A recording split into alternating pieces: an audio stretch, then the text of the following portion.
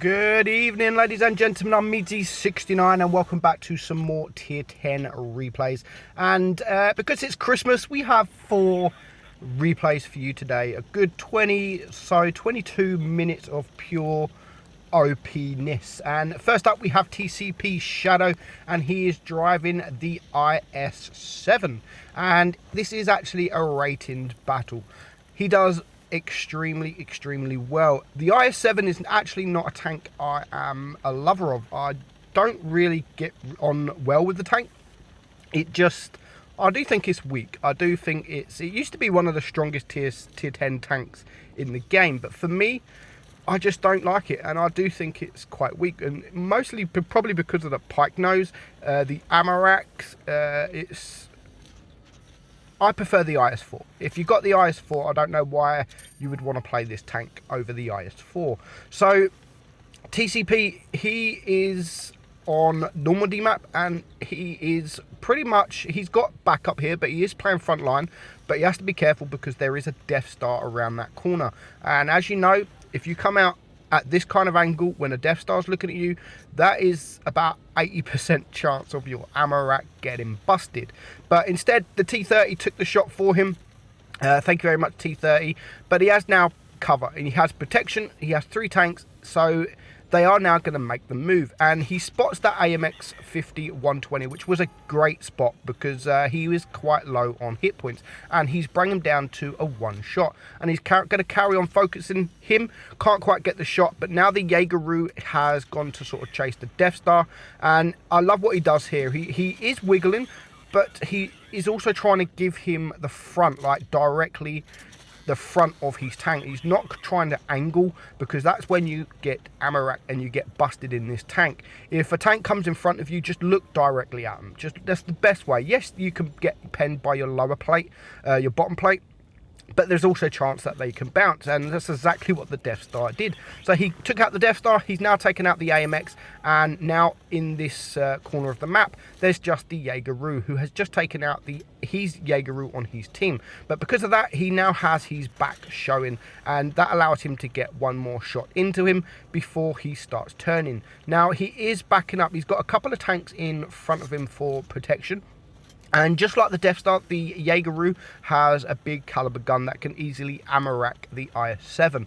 So he is paying attention. He's using the tanks in front of him as cover, and you can see he's gone past 1. He's always trying to sit behind a tank, and there is the Jaeger, and he gets a nice side shot into him, and he's back into cover. So he's going to stay here. He's going to reload. His team is dying, unfortunately. It's now a 3 versus 4. Nice take there on the Jaeger before he gets that shot. So he's now on 3 kills, 2.5k damage, and it's 2 against 4. There's a lot of work to do. There's a lot of hit points to get through, and he's just taken his first bit of damage. Now the E5 is a 1 shot, so he's going to come around.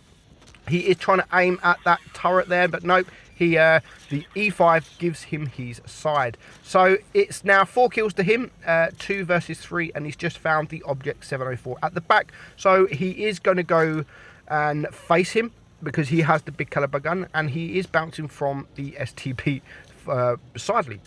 So the Object 704 took a shot on his tier 9 TD, which allows Shadow to get a shot on the Object 704. And again, the Object 704 doesn't want to know him, which is perfect for him because he's at the moment is just getting 3 damage. I'm not sure on the hit points of his teammate. He must be quite low. Yep, he is. There he goes. So now it is a 1 versus 3. He spotted the IS-4, which is probably the most dangerous target, and I'm actually shocked that managed to penetrate, and that actually managed to hit with the accuracy of this tank. Now, he is now taking damage. Nice high roll there, 5-7-5, bringing the Object 704 down to a 1 shot. But he needs to get a bounce. He has to get a bounce, otherwise he has lost. He doesn't, and he is now only on 24 HP. And here comes the STB. The STB should just rush him, but unfortunately for that guy, he is bouncing. He's bounced 1. He's not going to bounce another, surely. Not at this angle. Is he going to bounce? Is he going to bounce? Oh, he couldn't quite get the shot off. Can he get that shot off? He come out sideways and the STB misses. He also misses his shot. Now, again, the STB should be rushing. Why? Just Take your time, STB. Take your time. That's exactly what you're not doing. And he's got now a couple of very, very lucky bounces. So he's lucky to be alive. And just like this E5 here says, patience. And that is exactly what Shadow does. He's got a lot of patience. A lot of patience. Now, it's only going to take him one shot to clear the STB unless he's very unlucky and low rolls. But the STB is not giving up yet either.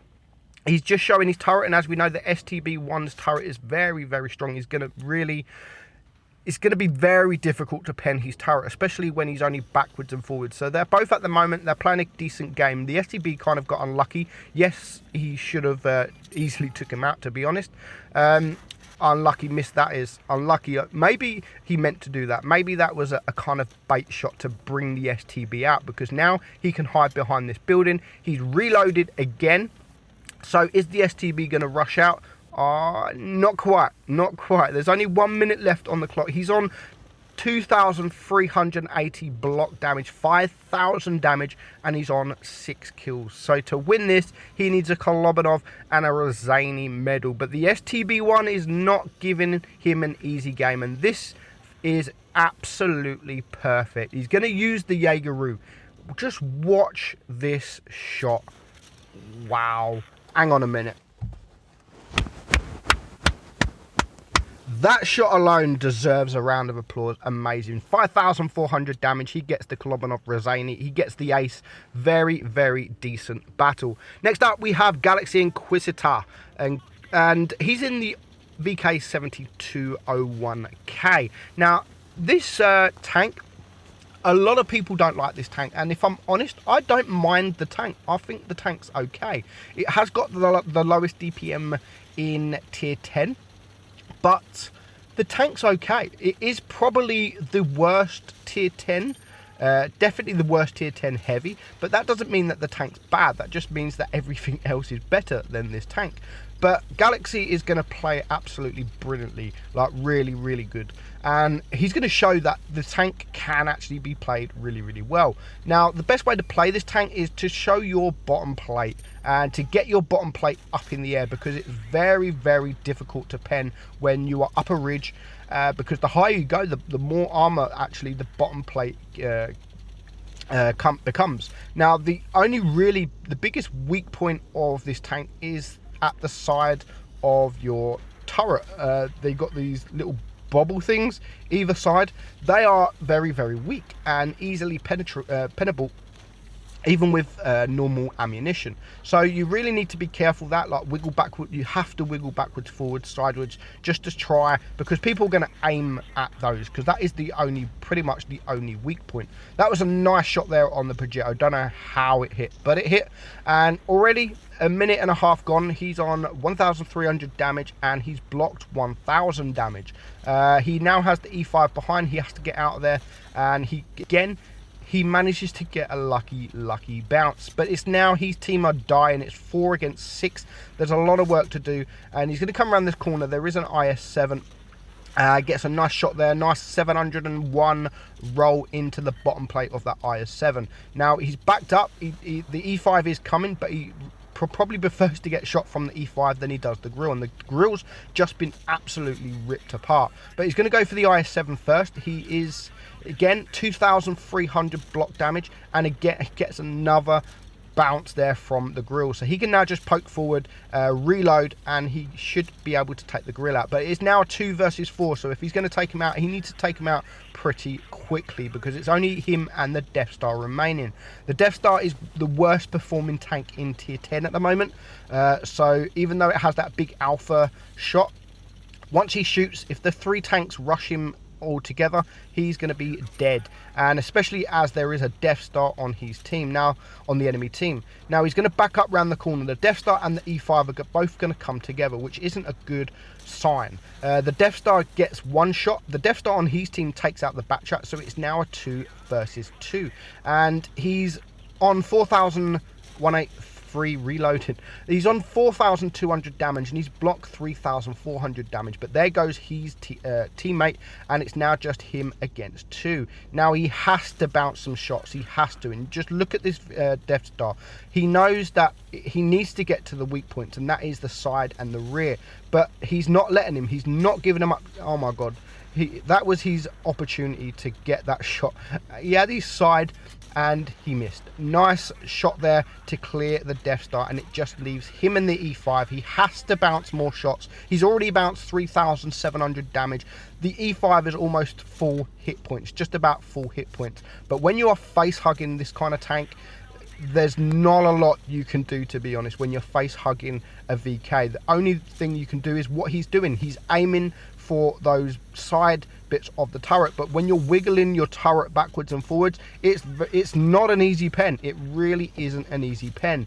And now Galaxy has the advantage. He hasn't taken any damage so far from this E5 once it's been a 1 versus 1, and now the E5 is just a one shot. He can back up, he's going to use the heat, and he's going to take him out. Very, very well played. 4,800 block damage, and he ends on 7,400 damage. Obviously, he gets the steel wool. He gets the mastery, 1,579 base XP. So thank you, Galaxy, for sending me that replay in. He only missed one shot, which bounced 13. He bounced 13 shots.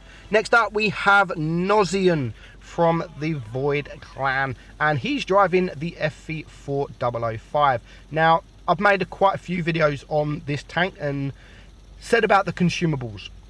The tank itself is just an average tank. It's not the best tank in the world, but with the consumables, I mean, with that speed boost, which makes the tank go mega quick, and with the intra-click reload that brings it down to a 2.2 seconds reload, you can really pump out those 3 shots when you're using that reload, and you can really get around the map with the speed boost as well. So far it's not looking good. Black Goldville, his team are pretty much still in spawn, but luckily he's gonna use the consumable. 1 shot on the Death Star, 2 shots on the Death Star, 3 shots on the Death Star, and already the Death Stars are 1 shot. A minute gone, he's released 3 shells into the Death Star in 4.4 seconds, and he's a 1 shot. And I love the fact that he was only spotted after he shot his final shell, so he managed to get back into cover. But now there is an issue. There is 2 tanks that is flanking around the cap area. So again, 1 shot, 2 shots, every 3 seconds he's going to get a shot, and he can't quite get the T57, so he is going to get the M103. So at the moment he's had 6 shots and he's made every single one of them count. He's 2,800 damage, and he's not taken any damage in return. So at the moment he's doing very well. But who do you look at? Do you look at these heavies, or do you look to the left? But he's deciding to look for the heavies. He goes for the blind shot. If he gets that, that means the M103 would be down to a 1 shot, and the same. Look at that. Who's shooting me? I am. There we go, me. I love that. Okay, and that's it. There wasn't no rage or anything like that. It was just, who's shooting me? Me. Okay. I just laughed at that. I just thought that was funny, which meant that he did actually get shot. He did get shot from the blind shot, and he knows this. He knows this. So he's gone to round, and he knows that the 2 tanks that are around this spawn area were both 1 shot. So with 3 shells in his clip, he should be able to easily take both out. So he's just waiting to see if they are getting spotted. And there is the T57 heavy. There's the M103, as you can see, both on a 1 shot. But is he going to poke forward now? If that was me, honestly, I would rush. I'd go a bit more right. I would ignore the T57. But in the end, I don't think he needs to, because now he is going to get spotted. So both tanks are going to be looking at him. Now, he does the right thing in rushing. He needs to rush. He needs to take these tanks out. He's the only tank that can take these tanks out in less than, what, 3 seconds. And he does take 2 shells to clear the T57 and his final shell to clear the M103. He does lose half of his hit points doing that, but it needed to be done. Losing half of his hit points managed for him to take out 2 tanks in the game. Now, it is 4 against 3. There's still a lot of hit points left, and his teammates have not got a lot of hit points. The E4 is low hit points. The IS-8, as you can see, is AFK, and it just leaves really him and the K91 against 3 tanks, and 2 of them are big TDs. Now we definitely need to take out this Leopard. He is a one-shot and he's a quick tank, so even him being a one-shot, I say it all the time in my videos, if you can take the one-shots out, do it, because it's still a gun. It's still a gun in the game, and if he comes from distance, and he can still do big damage. The Jaegeru takes out the K91, which now just leaves him and, sadly, an AFK. So again, if that was me, I would be bringing the team to my AFK. I would be bringing, because everyone wants AFKs, everyone wants free damage, and so if he brings him to the AFK and they spot the AFK and he's unspotted, they're automatically going to fire the AFK. With 2.5 minutes left, they're not just going to leave the AFK, they're going to shoot him.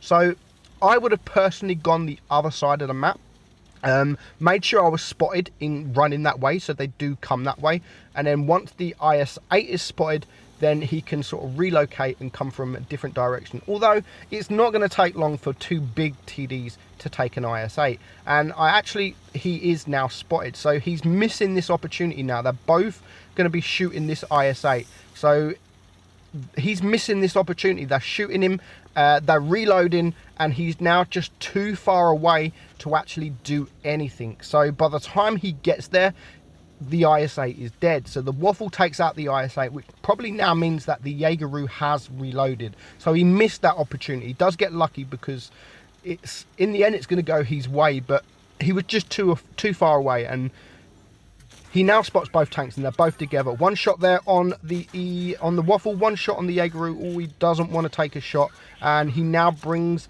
the Jaegeru down to a one shot, but he's now on a big reload. It's only going to take these guys 1 HE roll or 1 shot each to kill him. He goes for the ram, which was a fantastic winning match winning decision in ramming him, because now it's only going to take 2 shells to clear him. 1, 2, he's got 1 left. Here comes the Jaegeru. He needs to turn. Wow, just in the nick of time. 7,000 damage. He gets lucky there. He gets the ace, top gun, high caliber. He gets the Radleys. He gets it all. Fair play to the Waffle there. 6,100 damage. He had a really, really good game. So well done both of you in that battle. Well played. Now, last up, Salty Nuts Are Good, and he is in the Object 268, and he's on Canyon. Now, because of this game, I watched this game, and I wanted to play my 268, and as it happened, the battle was on this map, and I never play a TD in this kind of positions ever. On this map I only really play mediums with gun depression, or any medium really in this position. But because of this guy, I watched this game, I was in my 268 on this map, and I actually went into the same kind of position, and I finished on 6,800 damage, and it was because of this guy. And I could have had more damage, but we won on supremacy, so stupid supremacy. So Salty Nuts Are Good is, he's not using it as a TD. He's literally spotting the team. He's spotting the whole team and using this tank where the medium with the gun depression usually goes. But instead of a medium doing 300 damage, he's pumping out 600 damage every single time to passing tanks who are not looking. So he's now unlucky miss there, unlucky bounce on the ST. So he's on 2,000 damage. He hasn't taken any damage in return. I don't even think he's been shot at in return. Look, just no one wants to know him because his team are spotted around the corner. So he's now just getting absolutely free damage. 2.5k damage. He is now spotted. Is he going to wait to get that shot? No, he's not. He's going to reload. He is now going to back up. Is he going to... This is kind of an awkward position to get the shot off, because you could hit the bridge, and normally I would hit the bridge, but he doesn't. And he brings the ST down to a one shot. So his team are losing. They are 1 tank down, but there goes the ST. The ST is finally dead, and now he's going to get some nice shots in on the E100. So already, without even being challenged, he's on 3,800 damage. And if he wouldn't have played this tank like a medium, there was no other tank. I mean, there is a medium tank with him now, but there was no other tank that come into his position. So he was being the medium, and it really does pay off. And he's just pumping out those damage. 1,500 damage. His team is dying. They are now down the 140 that should really be in this position. He's going to die, but he is still doing damage. There's 3 tanks around that area now that are all one shots. But here's the back chat. Nice juicy back chat, and 1,099 damage into him. Now I personally again would have probably rushed towards this back chat, but the T-54 should easily deal with this guy. And finally he does. So now this E75, that was unlucky. That was a very unlucky shot, but he gets a nice bounce in return. So they bring it down to a 4 versus 4. There's still a couple of tanks to the left.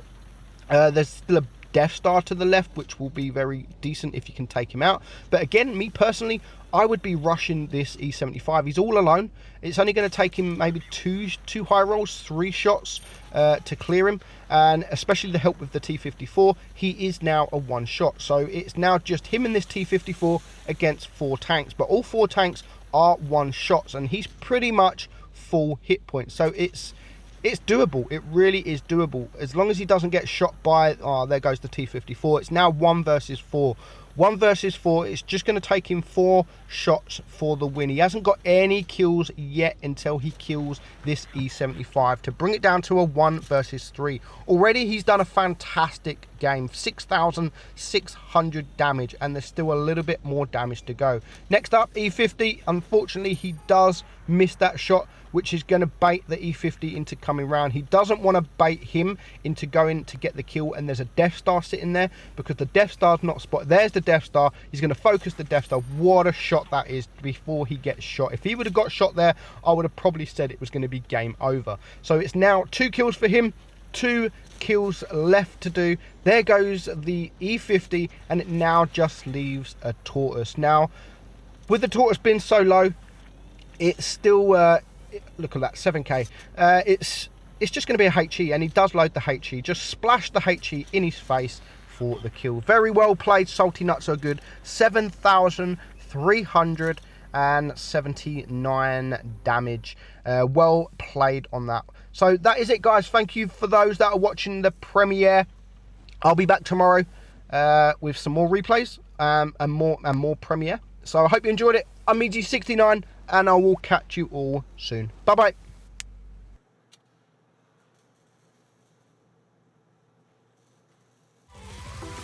Alright.